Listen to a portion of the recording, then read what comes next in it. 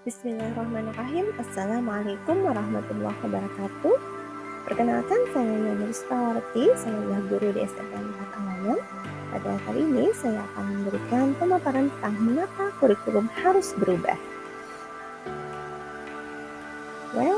Ada 8 hal yang akan saya sampaikan hari ini, dari pengertian kurikulum hingga kurikulum operasional satuan pendidikan. Baiklah, kita masuk ke topik yang pertama, yaitu pengertian kurikulum. Sebenarnya banyak sekali pengertian kurikulum, namun di sini ada beberapa poin yang ingin saya sampaikan. Pertama, kurikulum sendiri adalah keseluruhan pengalaman belajar murid.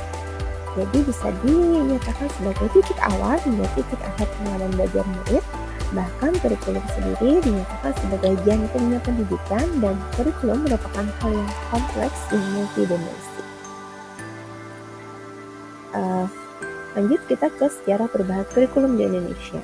Kita mulai dari tahun 1984, kemudian 10 tahun kemudian di tahun 1994, lalu di tahun 1997 ada revolusi dari kurikulum 1994, kemudian ada kurikulum berbasis kompetensi di tahun 2004, dan di tahun 2006 ada perubahan lagi menjadi kurikulum tingkat satuan pendidikan, dan tahun di 2013 ada kurikulum 2013, dan yang terakhir yang sedang kita sekarang yaitu kurikulum Merdeka di tahun 2020. Nah, kemudian kita jadi tanya-tanya nih, apa sih alasan perubahan kurikulum? Sebenarnya ada 3 hal yang membuat kurikulum itu berubah. Yang pertama yaitu perubahan zaman, kemudian tentang kebutuhan murid itu sendiri, dan juga tantangan di masa yang akan datang. Lalu, apa sih fungsi dari kurikulum? Sebenarnya ada 3 yang merupakan fungsi dari kurikulum.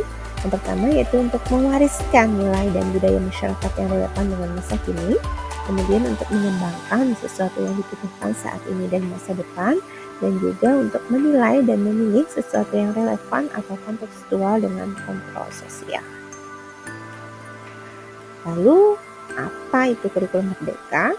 Kurikulum merdeka merupakan alat yang dapat dipergunakan untuk mempersiapkan peserta didik menghadapi tantangan di masa depan.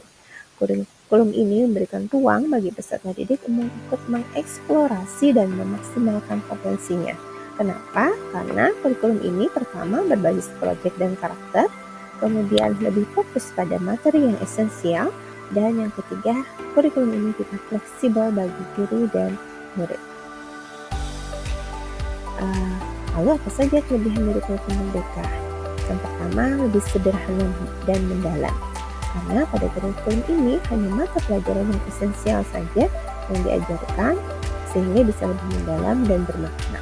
Dengan itu diharapkan peserta didik menjadi meningkat kompetensinya dan juga bisa menciptakan pembelajaran yang menyenangkan.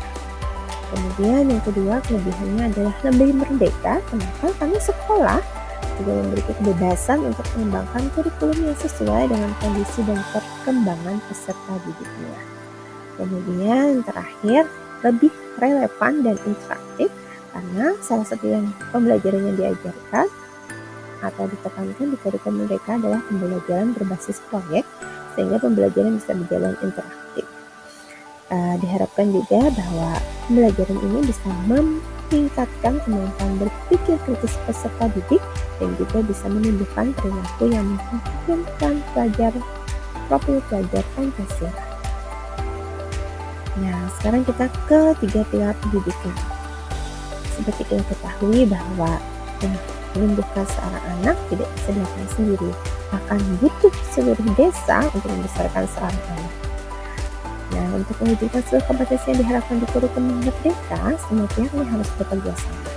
Guru harus tetap belajar untuk terus memfasilitasi pembelajaran yang sesuai, kemudian orang tua harus bertanggung jawab untuk terus memahami perkembangan dan kebutuhan anak, dan pastinya pemerintah pusat dan daerah harus terus berkembang untuk mendukung sesuai dengan kebutuhan anak.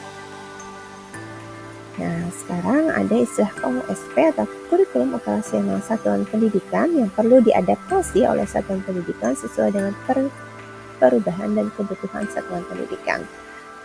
Dengan prinsip sebagai berikut, yaitu pertama harus berpusat pada murid, kemudian harus kontekstual, ketiga harus esensial, keempat accountable atau bisa diukur, dan yang kelima harus melibatkan berbagai pemangku kepentingan.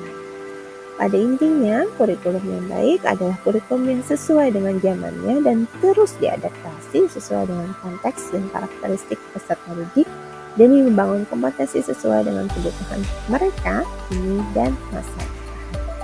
Well, mungkin itu saja yang bisa saya sampaikan. Thank you so much. Assalamualaikum warahmatullahi wabarakatuh.